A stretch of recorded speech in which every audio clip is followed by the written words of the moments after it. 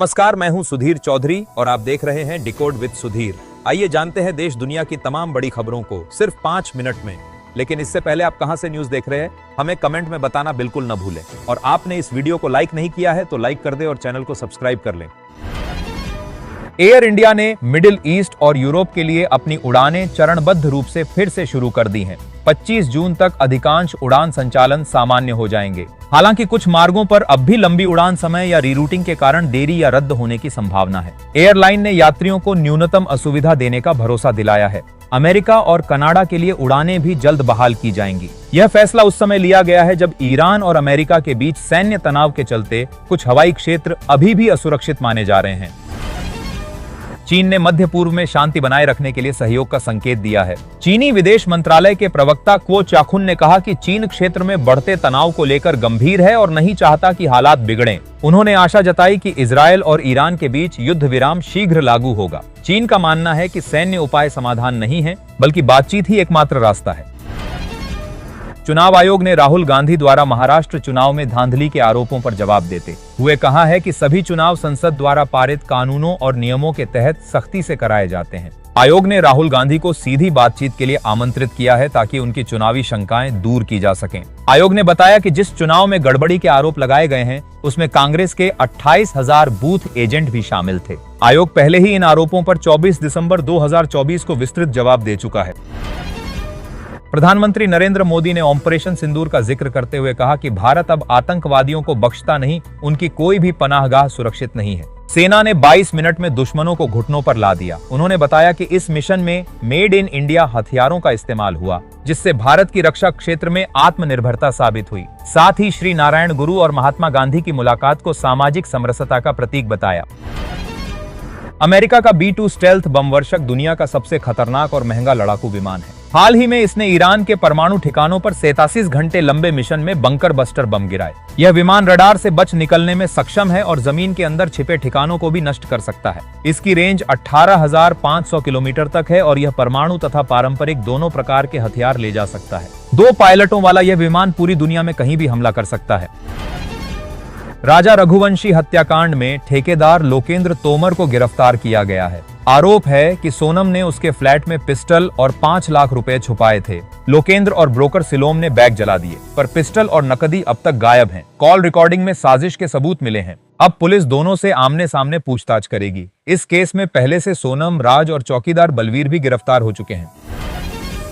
Japan ने पहली बार अपनी जमीन पर टाइप 88 मिसाइल का परीक्षण किया, जिसमें होक्काइडो से 40 किलोमीटर दूर एक मानव रहित नाव को निशाना बनाया गया। इस अभ्यास में करीब 300 सैनिक शामिल हुए। यह कदम चीन की बढ़ती सैन्य गतिविधियों के जवाब में उठाया गया है। जापान अब टॉमहॉक जैसी लंबी दूरी की क्रूज मिसाइलें तैनात करने की योजना बना रहा है, जिससे उसकी स्ट्राइक बैक क्षमता मजबूत होगी और एशिया में शक्ति संतुलन पर असर पड़ेगा। ईरानी विदेश मंत्री अब्बास अराघची ने कहा कि यदि इजरायल सुबह 4 बजे तक हवाई हमले रोक देता है तो ईरान भी जवाबी कार्रवाई बंद कर देगा। यह बयान अमेरिकी राष्ट्रपति डोनाल्ड ट्रंप के सीज फायर दावे के बाद आया। अराघची ने सोशल मीडिया पर स्पष्ट किया कि अभी कोई औपचारिक युद्ध विराम समझौता नहीं हुआ है। हालांकि उन्होंने अपनी सेना की बहादुरी की सराहना की और संकेत दिया कि जवाबी हमले सुबह 4 बजे तक ही जारी रहे। ईरान द्वारा इजरायल पर मिसाइल दागे जाने के बाद यरूशलेम और तेल अवीव में जोरदार धमाकों की आवाजें सुनी गईं। इस हमले में कम से कम 7 लोगों की मौत हुई और कई अन्य घायल हुए हैं। यह हमला उस समय हुआ जब दोनों देशों के बीच युद्ध विराम की बातचीत चल रही थी। मिसाइल हमले सुबह 4 बजे के बाद हुए। इजरायली सेना ने देश भर में सायरन बजाए और नागरिकों को सुरक्षित स्थानों पर जाने की चेतावनी दी, जिससे तनाव और अधिक बढ़ गया है। इजरायल और ईरान के बीच तनाव के बीच अमेरिकी राष्ट्रपति डोनाल्ड ट्रंप ने युद्ध विराम लागू होने का दावा किया है। उन्होंने नेतन्याहू और खामेनेई से शांति की अपील करते हुए कहा, प्लीज अब और खून नहीं। इससे पहले ईरान ने कतर स्थित अमेरिकी बेस पर मिसाइलें दागी और सुबह 4 बजे तक सैन्य कार्रवाई जारी रखी। ईरान के विदेश मंत्री ने कहा कि कोई आधिकारिक सीज फायर डील नहीं हुई है, जिससे हालात अब भी तनावपूर्ण बने हुए हैं।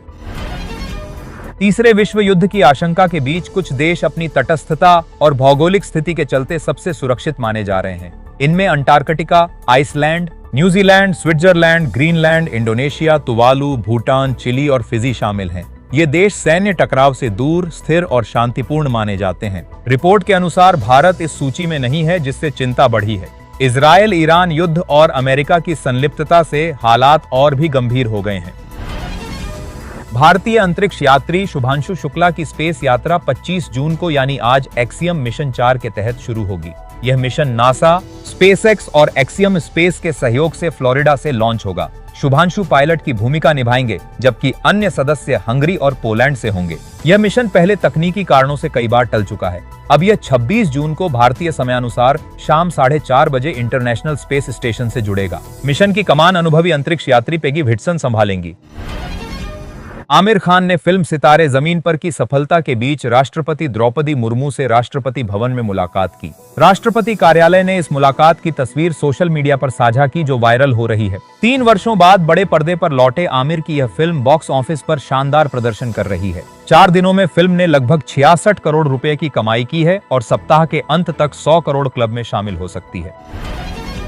प्रयागराज की सदर तहसील में एक चौंकाने वाला मामला सामने आया है, जहां राजस्व कर्मियों ने एक ऐसी महिला को आर्थिक रूप से कमजोर वर्ग EWS प्रमाण पत्र जारी कर दिया, जो निकाह के बाद पाकिस्तान में रह रही है और अपनी मां की आश्रित पेंशन भी ले रही है। जांच में खुलासा हुआ कि 200 से 1000 वर्ग गज प्लॉट और 150 से 500 वर्ग गज जमीन पर बने 2 से 4 मंजिला मकानों के मालिकों को भी यह प्रमाण पत्र दिया गया। मामले की मजिस्ट्रेट जांच जारी है।